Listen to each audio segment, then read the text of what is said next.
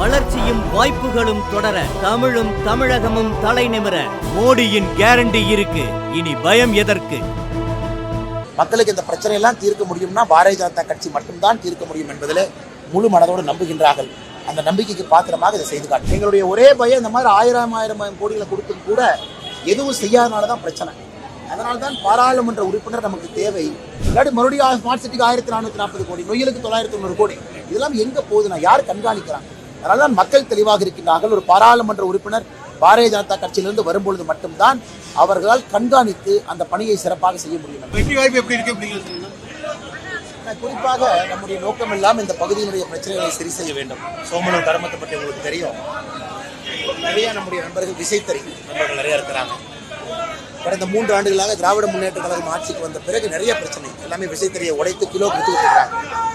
குறிப்பாக மின்சார நிலை கட்டணம் உயர்வு, பீக் டிமாண்ட் சார்ஜ் உயர்வு, ஓவராலாக பார்த்தீங்கன்னா எலக்ட்ரிசிட்டி பில் மட்டுமே 15% 55% ஊற்றி வச்சிருக்கிறாங்க. நம்முடைய நோக்கம் எல்லாம் இதை எப்படி சரி பண்ணுறது?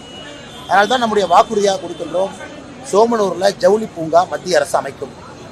அதே நேரத்தில் பவர் டெக் ஸ்கீம் என்கின்ற ஸ்கீம் 2017 20 வரை குறிப்பாக விசை தறி வைத்திருப்பவர்களுக்கு சோலார் மின்தகடு திட்டம் 50% மானியத்தில் கிடைப்பதற்கான ஒரு திட்டம் இருந்துச்சு. அது 2020க்கு பிறகு 1 வருடம் நீடிக்கப்பட்டு இப்ப இல்லை. எம்பி எல்லாம் இதை ஆர்வமாக எடுத்து செயல்படுத்தலைங்க. இன்னைக்கு பிரச்சனைக்கெல்லாம் அடிப்படை காரணம் மத்திய அரசுடைய திட்டம் கொடுத்தும் கூட செயல்படுத்துவதற்கு இங்கே சுணக்கம் காட்டியிருந்தாங்க. ஆனால் அந்த திட்டத்தை மறுபடியும் 2 ஆண்டுகள் 2024 26 கொண்டு வந்து ஜவுளி நூல் வங்கி கொண்டு வந்தாவே ஒரு நூலுடைய விலையை கட்டுக்குள்ள கொண்டு வர முடியும். ஜவுளி பூங்கா, அதே நேரத்தில் சோமனூர் ரயில்வே ஸ்டேஷனை நம்முடைய அமிர்த் பாரத் ஸ்கீமில் இணைச்சு ரயில்வே ஸ்டேஷனையும் விரிவாக்கம் செய்கின்றோம் என்று மக்கள்கிட்ட பேசிட்டு வர்றோம். நொய்யல் தாய் இங்கே தான் போகிறாங்க. சமீபத்தில் நம்முடைய மத்திய அரசு 990 கோடி ரூபாய் ஒதுக்கியிருக்கோம். அதனால் நொய்யல் தாயையும் கூட முதல் வேலையாக சுத்தப்படுத்துவோம்.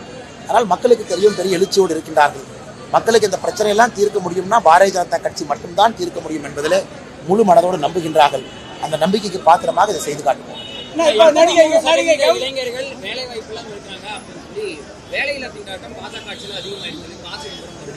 சிதம்பரம் தான் வேலை இல்லாமல் இருக்காரு. இளைஞர்களுக்கு எல்லாம் வேலை இருக்கு.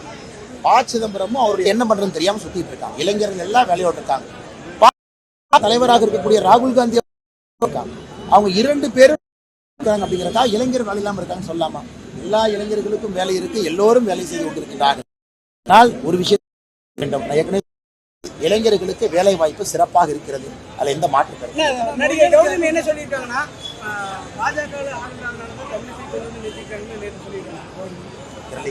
அவங்ககிட்ட தான் நீங்க கேட்கணும்.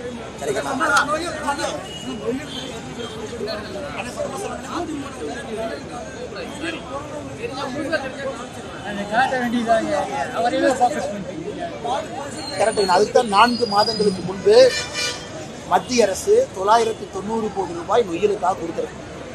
எங்களுடைய ஒரே பயம் இந்த மாதிரி ஆயிரம் கோடிகளை கொடுத்தும் கூட எதுவும் செய்யாதனாலதான் பிரச்சனை. அதனால்தான் பாராளுமன்ற உறுப்பினர் நமக்கு தேவை. மத்திய அரசுடைய பணமெல்லாம் சரியா செலவு பண்றாங்களா பார்க்கறதுக்கு ஒரு ஆள் வேணும். இல்லாட்டி மறுபடியும் ஸ்மார்ட் சிட்டிக்கு 1440 கோடி, நொய்யலுக்கு 990 கோடி, இதெல்லாம் எங்க போகுதுன்னா யார் கண்காணிக்கிறாங்க? அதனால்தான் மக்கள் தெளிவாக இருக்கின்றார்கள். ஒரு பாராளுமன்ற உறுப்பினர் பாரதிய ஜனதா கட்சியிலிருந்து வரும்பொழுது மட்டும்தான் அவர்களால் கண்காணித்து அந்த பணியை சிறப்பாக செய்ய முடியும். கன்ஃபார்ம் சொல்றேன்.